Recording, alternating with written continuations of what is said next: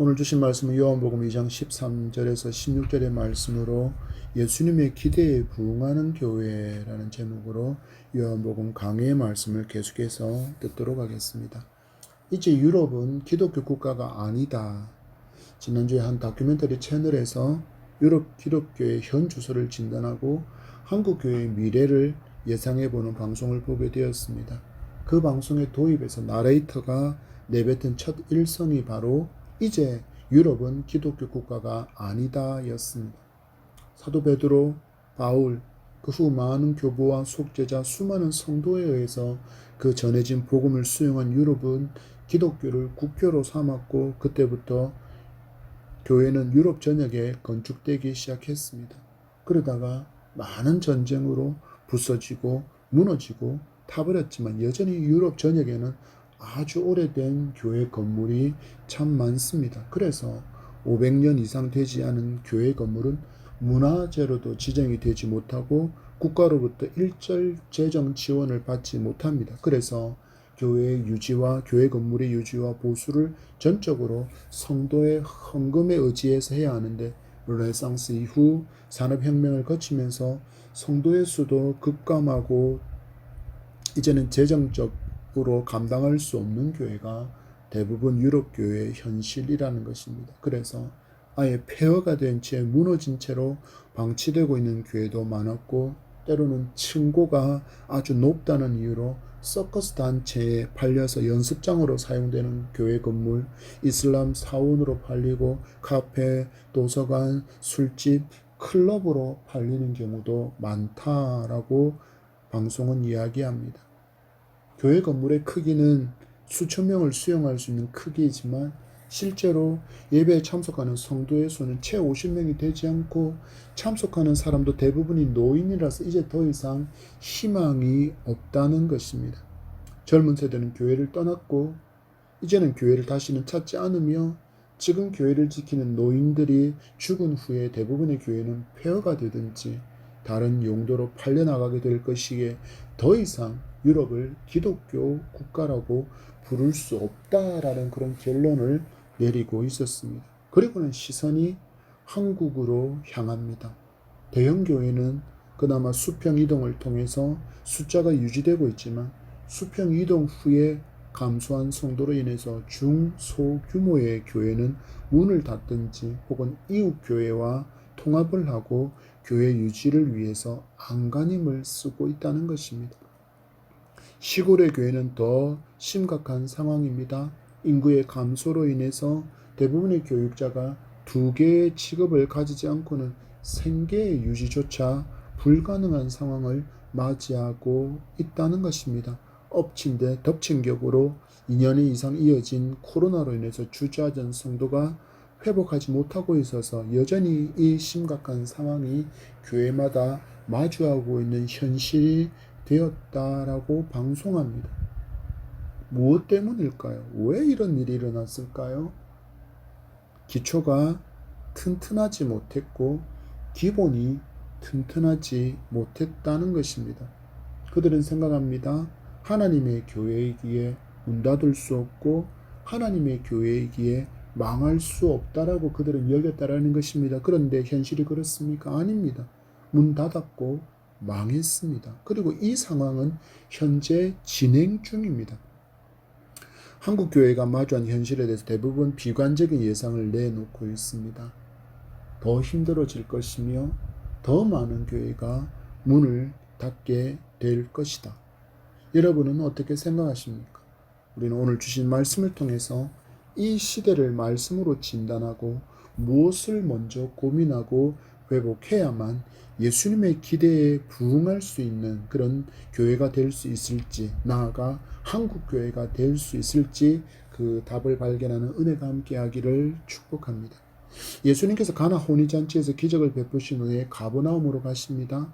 지난주에 말씀드린 것처럼 이후로 이 가버나움은 예수님의 사역의 본거지의 역할을 감당합니다. 성경의 말씀에 보면 가버나움에서 여러 날 계시지 않은 후의 날의 기록이 오늘 본문이 시작입니다. 13절의 말씀입니다. 유대인의 유월절이 가까운지라 예수께서 예루살렘으로 올라가셨더니 아멘. 요한은 이때가 유대인의 유월절이 가까운 때라고 밝히고 있습니다. 요한복음은 이방인 성도를 위해서 기록되었기에 유대인의 절기인 유월절을 알려주기 위해서 이렇게 유대인의 유월절로 기록한 면도 있겠지만 좀 더 의미를 생각해보고 또한 이어지는 예수님의 모습과 그 반응을 볼 때 유대인의 유월절이라는 표현은 이미 본질적인 그 의미를 상실한 종교 행위로서의 유월절이 되었다라는 것을 고발하는 표현이라고 말할 수 있습니다. 하나님과는 관계가 전혀 없이 이제 껍데기 형식만을 따르는 유월절이라는 의미입니다. 오늘날도 이와 같은 모습이 너무 많지 않습니까? 많은 아이들이 부활절하면 예수님께서 부활하신 날이라는 의미보다는 삶은 달걀을 먹는 날로 인식합니다. 크리스마스는 또 어떻습니까? 행사하는 날로 그렇게 생각하고 치부하고 있습니다. 크리스마스는 오히려 행사하는 행사가 더 본질처럼 비추어지고 있다는 것입니다. 곧 본질은 잃어버리고 껍질만을 의미가 있고 가치가 있다고 여기지는 않는지 우리는 현실 앞에 돌아보아야겠습니다. 우리는 한번 생각해 보아야 합니다. 크리스마스에 보통 때보다 훨씬 더 많은, 엄청나게 더 많은 숫자의 술이 팔리고 있다는 사실을 말입니다. 이 땅에 나를 구원하시기 위해서 오신 하나님의 독생자 아기 예수의 탄생은 천사의 외침처럼 온 인류에게 미칠 기쁜 소식이었는데 사람들에게 이제 크리스마스는 그냥 달력의 빨간 날로 표기된 공휴일 뿐이라는 것입니다. 문제는 교회도 이 절기들의 본질은 상실해버리고 껍질만을 가지고 의미를 붙들고 있다라는 것입니다. 지금 유대인들의 모습이 이런 모습입니다. 6월절이 어떤 날입니까? 출애굽 시 10번째 재앙으로 장자를 멸하실 때 문설주와 기둥의 어린 양의 피를 발라서 죽음을 면한 날, 곧 구원의 날이며 은혜의 날이 바로 6월절입니다. 하나님께서 그들에게 행하신 놀라운 일을 기념하고 감사하고 감격하는 날이어야 하는데 이제 이 본질적인 의미는 모두 무시하고 하나님 없이 종교 행사로 전락시킨 유대인들을 고발하듯이 요한은 기록하고 있는 것이 바로 유대인의 유월절이라는 표현이라는 것입니다. 여러분, 그런 점에서 우리는 주일의 의미를 다시 회복해야 할 것입니다. 예수님께서 십자가의 대속함을 위해서 잡히시고 고난을 받으시고 죽으셨습니다. 그 날이 바로 성금요일입니다. 그리고 그날 이후 3일이 되던 날 곧 안식일 다음 날에 예수께서 부활하신 것을 기념하여 우리는 주일로 부르고 이 날에 모여서 주님의 은혜와 사랑을 기억하고 감사하며 예배하는 것입니다. 주일은 예배가 있는 날, 모임이 있는 날, 성도를 만나는 날이 아니라 먼저 내게 베푸신 예수님의 희생과 사랑 그리고 그 은혜를 먼저 생각해야 합니다. 그래야 우리는 주일을 주일답게 지킬 수 있기 때문입니다. 그렇지 않으면 어느 순간 우리는 종교 활동으로서의 주일을 보내고 있을 수도 있습니다.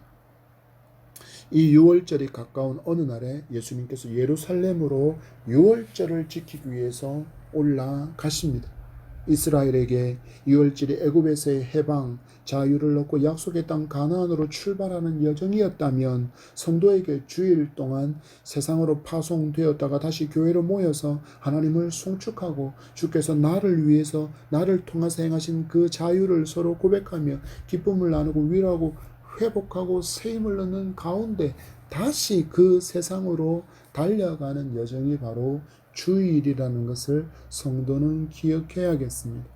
예수님께서 예루살렘으로 올라가신다라는 것은 두 가지의 의미를 담고 있다 할 수 있습니다. 하나는 참 스승으로서 유대인이 잘못 이해하고 있는 유월절의 의미와 또한 그리고 성전의 의미를 가르쳐 주기 위한 목적과 하나님의 구속의 계획이 진행되고 있다는 것을 보여주시기 위한 목적으로 지금 예루살렘으로 향하고 계신 것입니다.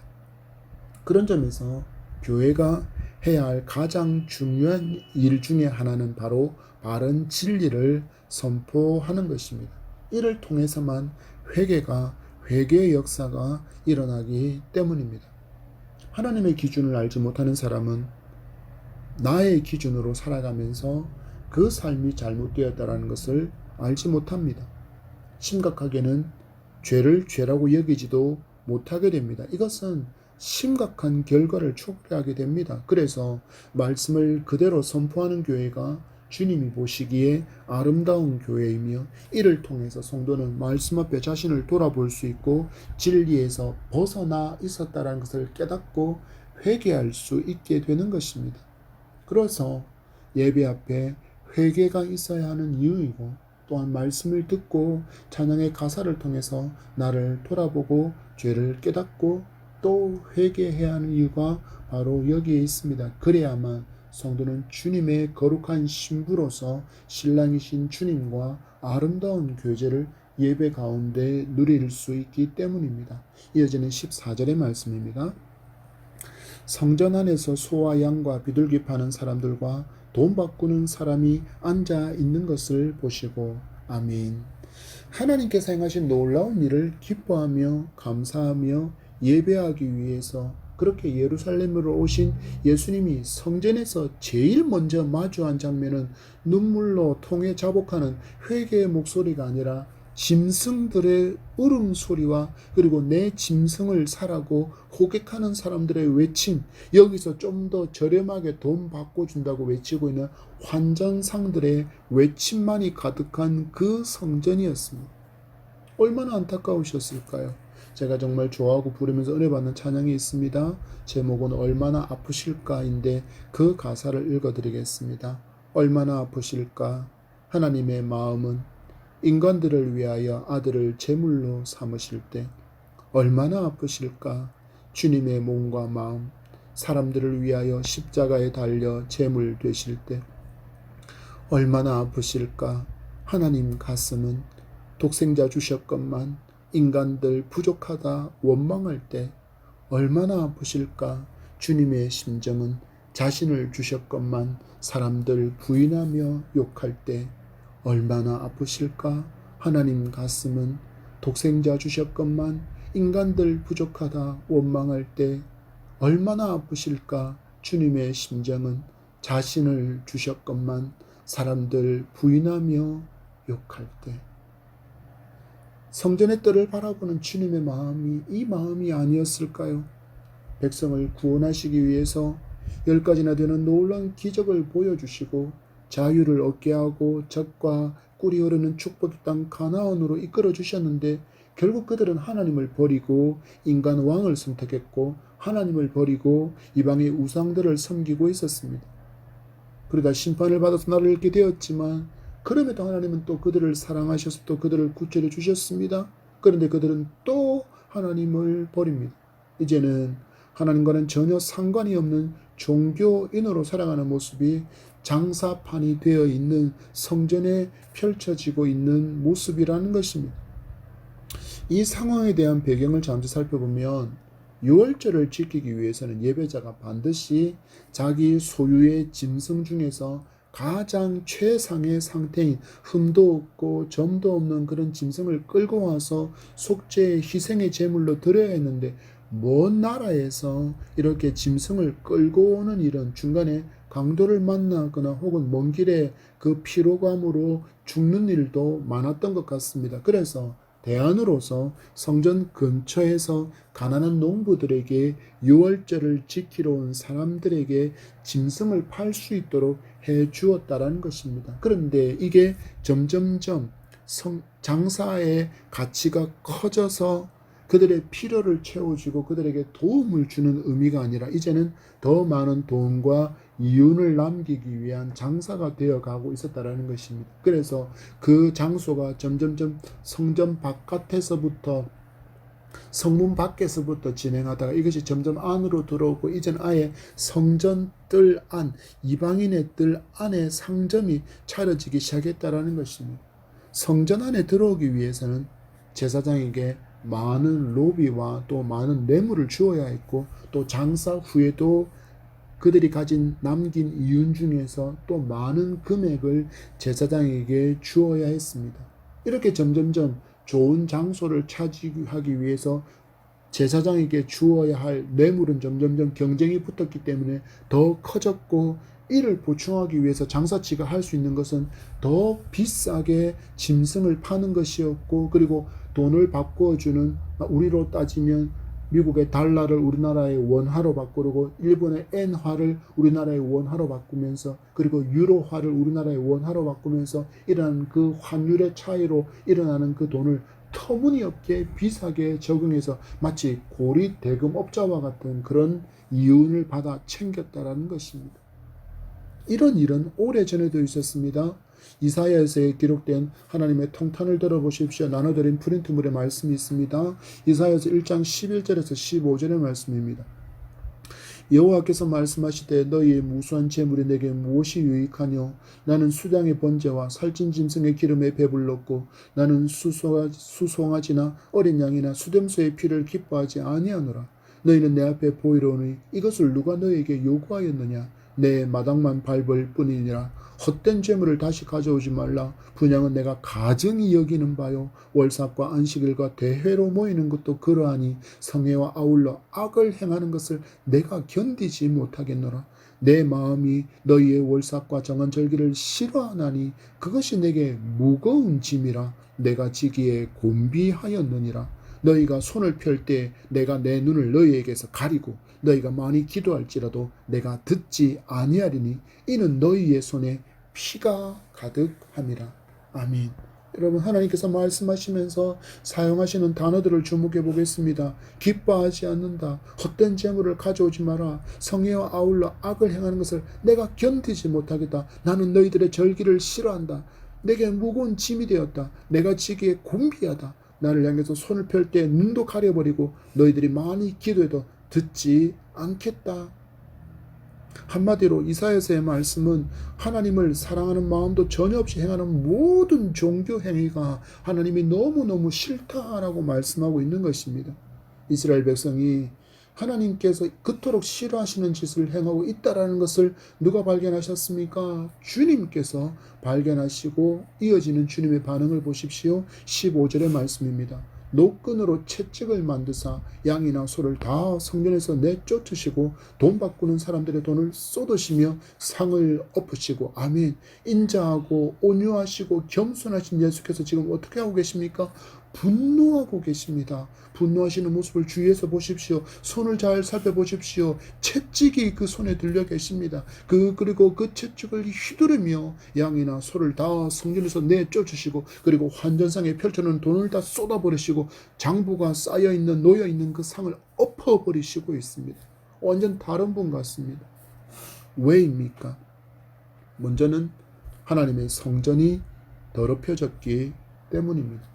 또한 지금 장사치들이 자리를 차지하고 있는 곳은 이방인들이 하나님께 예배하기 위해서 마련되어진 이방인의 뜰이라는 공간이었기 때문입니다. 여러분 생각해 보십시오. 우리가 예배하고 있는데 바깥에서 물건 파는 그런 물건 파는 차량에서 큰 소리로 호객하는 소리가 들리고, 마치 장날에 물건 사라고 외치는 골라골라 그런 목소리가 가득하고, 동전 떨어지는 소리, 동전 세는 소리, 또 너무 비싸다고 깎아달라고 거래하는 그 흥정하는 소리가 가득한 곳에서 어떻게 하나님과 예배가 되겠냐라는 것입니다. 이처럼 예수님은 예배가 방해되고 있다라는 것에 분노하고 계신 것입니다. 이어지는 이사야서의 말씀과 시편의 말씀을 읽습니다. 그래서 43장 21절 말씀에 이 백성은 내가 나를 위하여 지었나니 나를 찬송하게 하려 함이니라. 시편 19편 1절에 하늘이 하나님의 영광을 선포하고 궁창이 그의 손으로 하신 일을 나타내는도다. 시편 150편 6절 말씀에 호흡이 있는 자마다 여호와를 찬양할지어다. 할렐루야. 아멘. 하나님은 모든 만물로부터 찬양과 경배를 받으시기에 합당하신 분이시고 이 경배와 찬양을 기뻐하신 하나님이라고 말씀하고 있습니다. 그런데 이 예배가 지금 방해받고 있고 더럽혀지고 있다라는 것입니다. 어느 순간부터 기독교 안에는 자유주의 신학의 신압으로 젖어 있는 엄청나게 많은 사람이 있습니다. 그래서 내가 인정할 수 있는 성경 구절은 하나님의 말씀이고, 내가 인정할 수 없고 나의 자유를 가로막는 말씀은 결코 하나님의 말씀일 수가 없다라고 이야기합니다. 왜냐하면 하나님은 사랑의 하나님이기 때문이라고 이야기합니다. 그래서 회개를 촉구하지 않습니다. 그래서 심판과 지옥을 말하지 않습니다. 그러나 여러분, 오늘 만나는 예수님의 모습을 보십시오. 부정에 대해서, 불법에 대해서 그냥 넘어가는 분으로 보이십니까? 하나님의 성전이 더럽혀지는 것을 가만히 두고 보시는 분으로 보이십니까? 아니지 않습니까?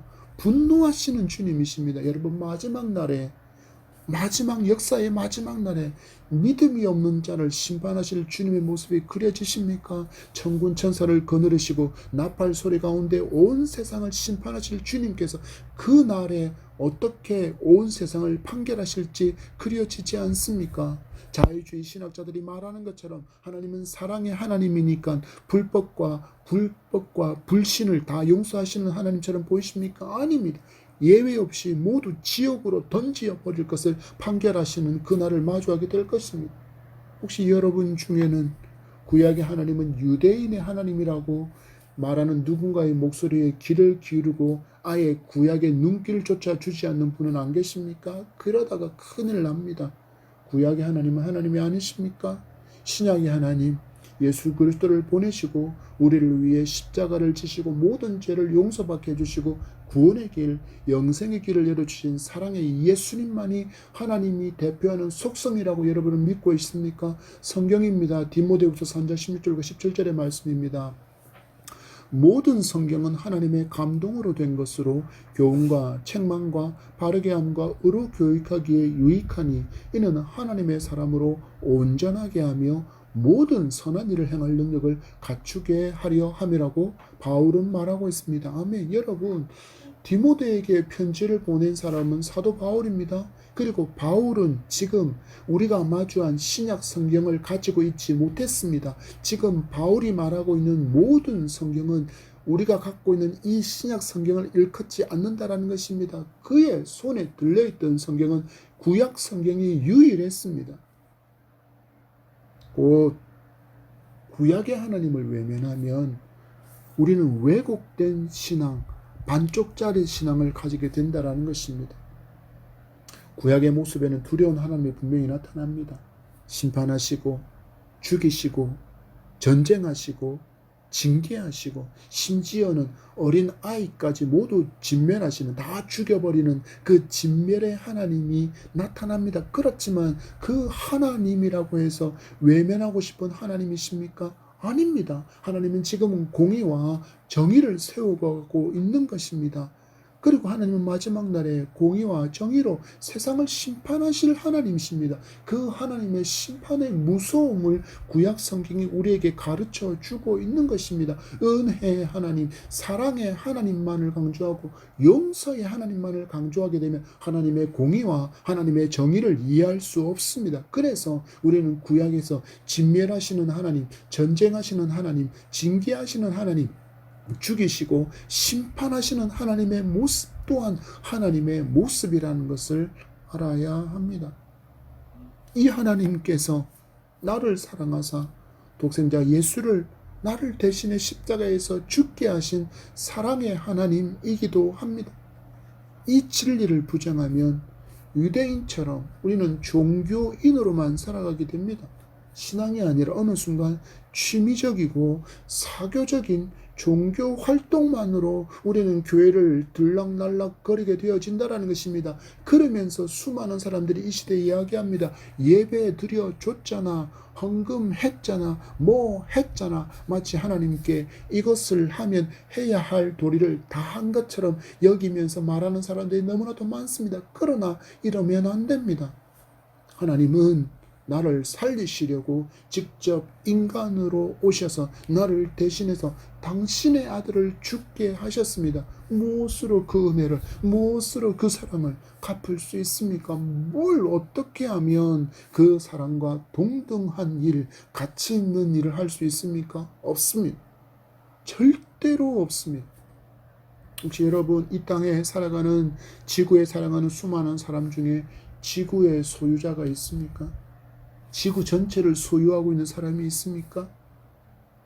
만약에 그런 사람이 있어서 이 지구를 하나님께 헌금으로 드리면 하나님이 만족하실까요? 온 우주에서 보면 먼지 같은 지구입니다. 그 온 우주의 주인이십니다. 지구 전체를 소유하지도, 지구 전체를 다스리는 권세도 없는 그런 내가 뭔가를 했다고 생색낼 일이 전혀 없다라는 것입니다. 그러면 어찌하면 됩니까? 내게 행하신 그 놀라운 은혜와 사랑에 감사하며 하나님의 거룩한 백성답게 살아가는 것뿐입니다. 하나님을 사랑하고 이웃의 사랑을 실천하면서 하나님께 영광 되는 삶을 살려고 노력하는 것뿐입니다. 우리는 완전하게도 완벽하게 그렇게 살 수 없습니다. 그러나 하나님은 이렇게 살려고, 하나님 자녀처럼 살려고, 하나님을 사랑하고 이웃을 사랑하며 살아가려고 몸부림치려고 애쓰는 우리를 기뻐하신다라는 것입니다. 하나님을 사랑해서 그 사랑을 실천하려고 가진 것 나누고 베풀고 세우고 살리는 데 쓰려고 애쓰는 우리를 하나님이 기뻐하시고 좋아하신다는 것입니다. 이런 우리를 보시는 하나님의 떨리는 사랑이 스바냐에 기록되어 있습니다. 스바냐에서 3장 17절 말씀에 너의 하나님 여호와가 너의 가운데에 계시니 그는 구원을 베푸실 전능자시라. 그가 너로 말미암아 기쁨을 이기지 못하시고 너를 잠잠히 사랑하시며 너로 말미암아 즐거이 부르며 기뻐하시리라 하리라. 아멘. 여러분, 우리 이 하나님 보십시오. 우리로 말미암아서 기쁨을 이기지 못하시는 하나님, 잠잠히 사랑하시는 하나님, 너로 말미암아 즐거이 부르며 기뻐하시는 하나님이라고 이야기합니다. 우리가 완전하기 때문에, 우리가 완벽하게 하나님의 말씀을 살아내고 하나님의 자녀답게 아무런 흠도 없고 점도 없이 살아내서 그것을 기뻐하시는 것이 아니라, 우리가 연약하지만 그 연약한 가운데서도 하나님의 자녀처럼 살려고 몸부림치고 애쓰는 그 수고함을 하나님께서 뭐라고 하신다고요? 기뻐하신다라고 이야기하고 있다라는 것입니다. 우리 말씀대로 살아가게 되기를 소망합니다. 우리 말씀대로 예배하게 되기를 소망합니다. 우리 말씀대로 사랑하게 되기를 소망합니다. 우리 말씀대로 섬기고 베풀며 살아가기를 소망합니다. 이렇게 살아가는 우리를 기쁨을 이기지 못할 만큼 사랑하신다고 말씀하시는 하나님이십니다. 채찍을 손에 드신 예수님께서 예루살렘 성전으로 나아가 보기를 원하시고 기대했던 모습은 이러했는데, 이 하나님의 마음을 유대인들은 잃어버렸고 종교의식을 빙자해서 물질적인 탐욕만을 채우고 있는 것을 보시고 지금 주님께서 분노하고 계신 것입니다. 그리고 그들이 회복해야 될 마음을 하늘에서 오신 참 승이신 예수께서 가르쳐 주고 있습니다. 2장 16절입니다. 비둘기 파는 사람들에게 이르시되 이것을 여기서 가져가라. 내 아버지의 집으로 장사하는 집을 만들지 말라 하시니. 아멘. 채찍을 드신 예수님께서 비둘기를 파는 사람들을 향해서는 마치 분노가 잦아든 것처럼 보입니다.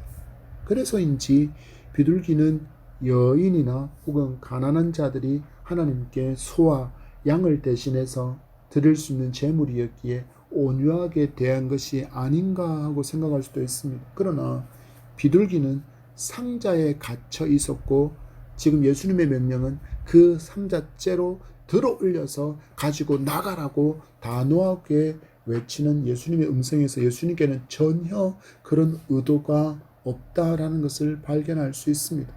그리고 지금 예수님께서 이어서 뭐라고 말씀하십니까? 내 아버지의 집으로 장사하는 집을 만들지 말라. 내 아버지의 집은 성전이고 이 성전의 본질은 예배에 있다고 가르쳐 주고 계십니다.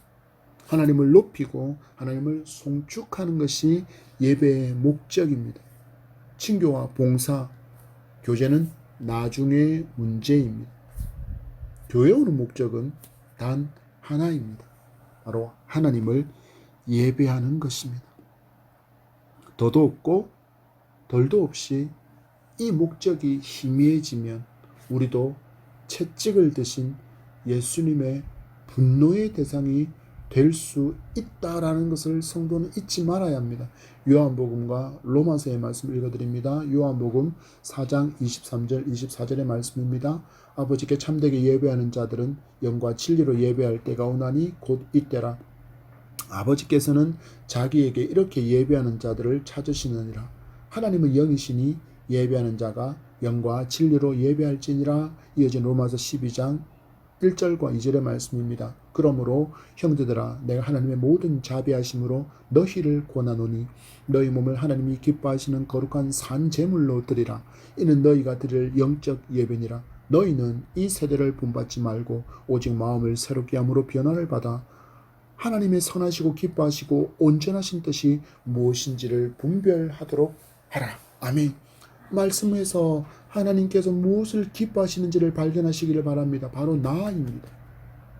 하나님은 내가 가지고 오는 어떤 것이 아니라 바로 나를 기뻐하시고 나를 기다리시고 나를 주목하신다라는 것입니다. 그래서 뭐라고 말씀합니까? 내가 산 제물로 준비되어야 합니다. 하나님께 드리는 제물은 흠도 없고 점도 없는 최상의 것을 드렸습니다. 이처럼 내가 하나님 앞에 흠도 없고 점도 없는 거룩한 제물로 준비함이 있어야 한다는 것입니다. 아무런 준비도 없이 회개도 없이 예배에 급한 마음으로 분주한 마음으로 오는 것과 준비함으로 회개 가운데 와서 드리는 예배는 분명히 다르기 때문입니다.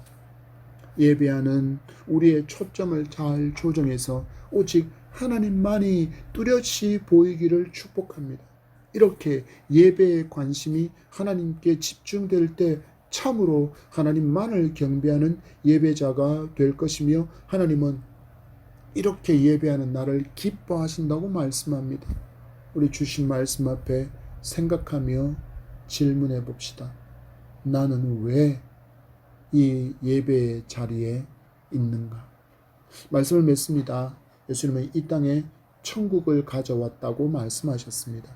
당신의 몸을 찢으시고 피 흘림으로 열어주신 길입니다.